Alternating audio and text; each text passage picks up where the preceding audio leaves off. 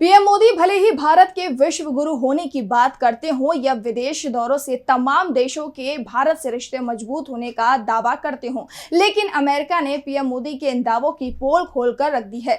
America के विदेश मंत्रालय ने एक धार्मिक स्वतंत्रता रिपोर्ट जारी की है। इस रिपोर्ट में अमेरिका ने भारत की कड़ी आलोचना की है, जिससे देश ही नहीं विदेश में भी मोदी सरकार की भारी किरकिरी हो रही है। तो क्या है इस रिपोर्ट में, देखिए ये रिपोर्ट। पीएम मोदी और उनके तमाम नेता विदेशों में भारत का डंका बजाने की बात कहते हैं, विश्व गुरु होने का दावा करते हैं। कहते हैं कि पीएम मोदी के विदेश दौरों से भारत और दुनिया भर के देशों के बीच संबंध मजबूत हो रहे हैं। लेकिन मोदी सरकार के इन खोखले दावों की पोल खुल गई है।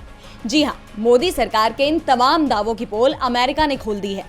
आपको बता दें कि अमेरिका के अंतर्राष्ट्रीय धार्मिक स्वतंत्रता आयोग ने एक रिपोर्ट जारी की है, जिसमें भारत में अल्पसंख्यकों के उत्पीड़न को लेकर तमाम सवाल खड़े किए गए हैं। अमेरिका के विदेश मंत्री एंटनी ब्लिंकन ने इस रिपोर्ट को लेकर कहा कि भारत में हम धर्मांतरण विरोधी कानून, अल्पसंख्यकों के खिलाफ नफरत फैलाने वाले भाषण, उनके घरों और अल्पसंख्यक धार्मिक समुदायों के पूजा स्थलों के विध्वंस में चिंताजनक बढ़ोतरी देख रहे हैं। वहीं मानवाधिकार विशेषज्ञों का कहना है कि भारत में प्रधानमंत्री मोदी और उनकी पार्टी बीजेपी के शासनकाल में अल्पसंख्यकों को निशाना बनाने के मामले में बढ़ोतरी देखी गई है।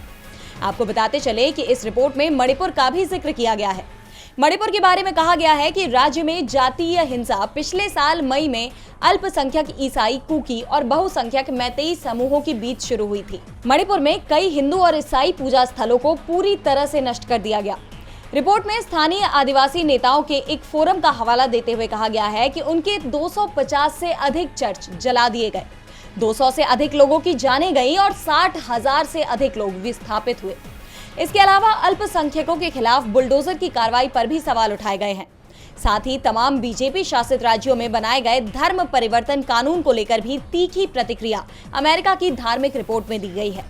अमेरिका की इस रिपोर्ट से मोदी सरकार सकते में है और ये वही मुद्दे हैं जिसे विपक्ष मुखरता से लगातार उठाता रहा है। मोदी सरकार पहले ही देश में इन मुद्दों को लेकर घिरी हुई है कि अब विदेश में भी इन्हीं मुद्दों को लेकर मोदी सरकार पर हमला तेज हो गया है। डीबी लाइव की रिपोर्ट।